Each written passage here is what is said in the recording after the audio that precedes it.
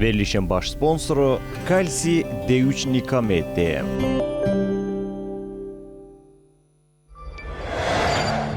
İdman həkimi, fizioterapevt Fərid Səlimovun sponsorluğu ilə Ay Həkim verilişinə baxırsınız.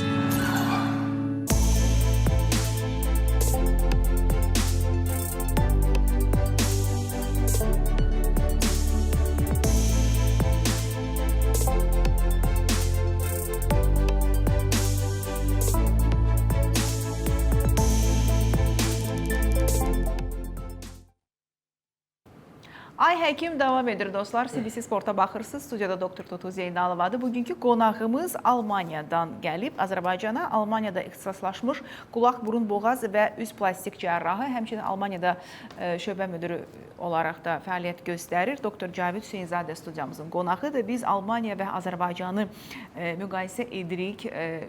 Avantajlar, dezavantajlar bunlar haqqında danışırıq. 2 aydan bir Azərbaycana gəlirsiniz. Burada pasientləri qəbul edirsiniz. Əməliyyatlar icra edirsinizmi? Bəli, burada edirəm. Mənə maraqlıdır. Almaniyada müraciət edən pasientlər və Azərbaycanda müraciət edən pasientlər, onların fərqi nədir? Ən çox sizi belə hiss etdiyiniz ən böyük fərq nədir aralarında? Ən böyük fərq ondan irəli gəlir ki, Azərbaycanda, əlbəttə ki, burada mentalitet öz sözünü deyir. Əməliyyat olsun, məsələn, pasient gəlir, cavan bir pasient, 20-21 yaşı var. Əməliyyatla bağlı danışırsan, deyir ki, doktor, gedim evdə anamla danışım, gəlim. Növbəti gün anası ilə birgə gəlir. Anasına hər şeyi danışırsan, əməliyyat niyə olunmalıdır, necə olur və s. ətraflı məlumat versin. Anası deyir, təşəkkür edirəm, gedək evdə nənəmiz var, onunla məsləhətləşək. Onlar danışınca da Cavid otur qadir Almaniyaya. Yəni bu proses biraz zaman alır. Almaniyada necədir? Artıq 18 yaşı olmuş pasient özü qərar verir, öz sağlamlığı ilə bağlı, çünki özü məsuliyyətini daşıyır və əməliyyata tək gələ bilər. İstəsə valideynlərindən kimisə məlumatlandırıb gələ bilər. Amma normalda adətən istər-istəməz əməliyyat öncəsi hazırlıq və yaxud da əməliyyata tək şəkildə gəlirlər. Bizdə nənə-babadan, baba turpdan belə olur və yetişir o mübarək gün, əməliyyat günü ki, bütün qohum-əqrəba xəstəxananın koridorunda səni gözləyir. Ən maraqlısı nədir? Məsələn, Almaniyada heç bir xəstə, pasient həkimin nömrəsini bilmir, kontakta girə bilmir. Yalnız xəstəxananın, şöbənin nömrəsi verilir onlara. Bunun müsbət tərəfi nədədir? Məsələn, əməliyyatda olanda sakitcə əməliyyatı eləyirsən. Əməliyyatdan sonra isə əgər ehtiyac olarsa, valideynlərinə zəng vurulur, məlumat verir ki, məsələn, sizin övladınız artıq əməliyyatxanadan çıxıb, artıq şöbədədir. Saat 5-7 arası gəlib xəstəni baxmaq saatıdır. İcazə verir, gəlib baxa bilərsiniz. Ziyarət eləyə bilərsiniz. Bəli. Bizdə necə olur bəzən? Bir də görürsünüz ki, əməliyyatxananın özünə zəng gəlir ki, bəs əməliyyat hələ nə qədər sürəcək? Xəstə çıxıbmı, çıxmayıbmı? Yəni, belə məsələlərlə bəzən qarşılaşırıq. Çox həssasıq da, yəni çox. Bəlkə almanlar daha soyuqqanlıdır, biz axı istiqanlıyıq, biz bilmirəm, nədən irəli gəlir sizcə? Yoxsa biz övladlarımızla geç separasiya eləyirik, onları belə azad həyata buraxa bilmirik deyə bu qədər valideyn qayğısı olur onların üzərində? Bilirsiniz necədir? Mən öz müşahidəmlə deyə bilərəm ki, Almaniyada həkimin sözünün kəsəri var.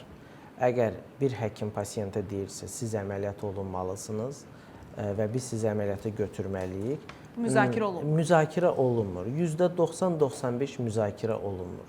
Əlbəttə ki, pasiyenti maraqlandıran sualları sizə verə bilər, cavabını alacaq. Amma dediyim kimi, həkimin sözü son qərardır.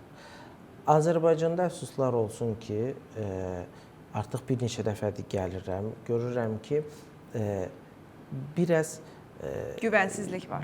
Biraz həkimə qarşı güvənsizlik var və daxildə çalışan həkimlərimizə də qarşı güvənsizlik var. Əslində, mən buna heç də yaxşı baxmıram. Niyə?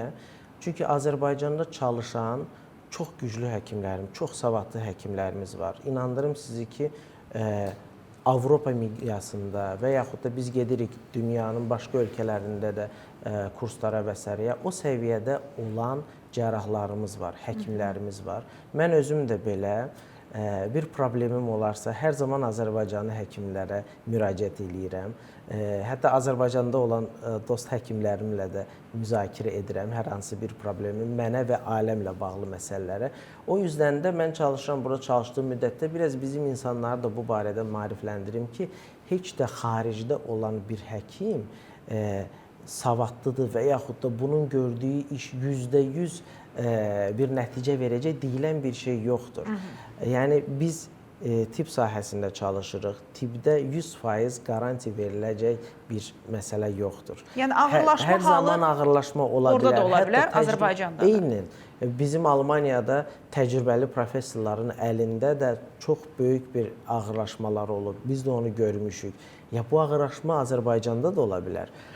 Və Azərbaycanda bu ağırlaşmanın olması çox normaldır. Deyim niyə? Çünki xəstə çox bir gec zamanda həkimə yaxınlaşır.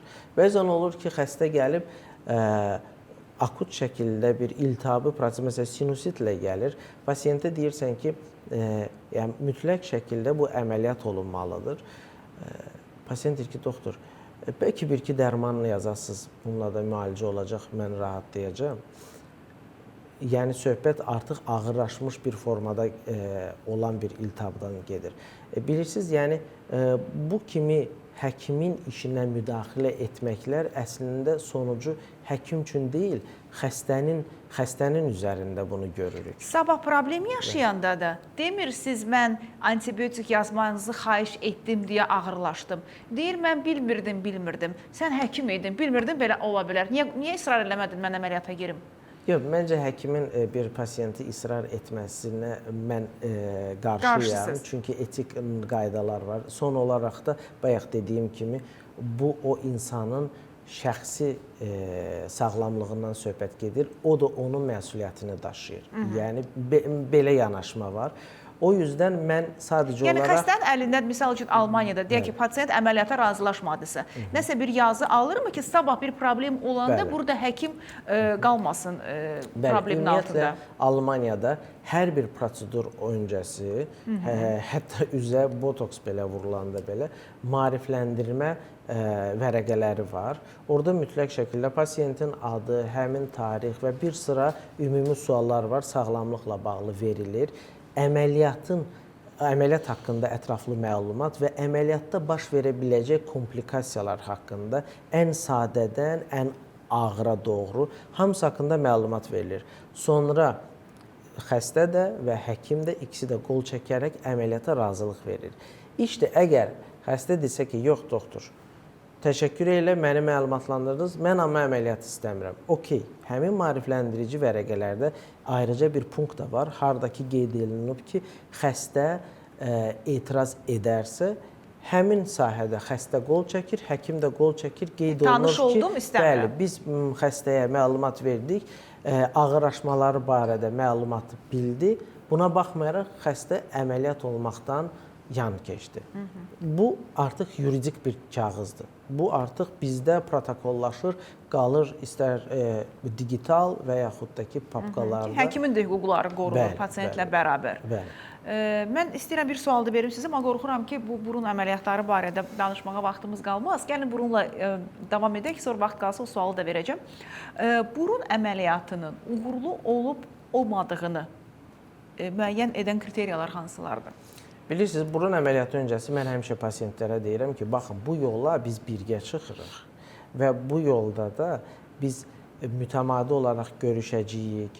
Hər hansı bir problemləriniz olacaqsa, bunun həllini əlbəttə ki, mən çalışacağam edim. O yüzden də siz ilk öncə öz həkiminizdən səmimi olmalısınız. Niyə bunu deyirəm? Çünki əməliyyat əgər işin 50%-dırsa, əməliyyatdan sonraki reabilitasiya dövründə pasiyentin öz burnuna qarşı davranması çox önəmlidir. Burada mən nəyi nəzərdə tuturam? Məsələn, yaraya qulluq, selikli qişaya qulluq, burnunun özünü vaxtında mütəmadi yumaq, yağlarla və s. bəsləməkdən söhbət gedir. Əməliyyatın uğurlu olub-olmamasını fərqləndirən bir neçə kriteriya var. Birincisi, həkim tərəfindən buraxılan texniki səhvlər. İkincisi, reabilitasiya dövründə olan məsələn, laqeyd yanaşma.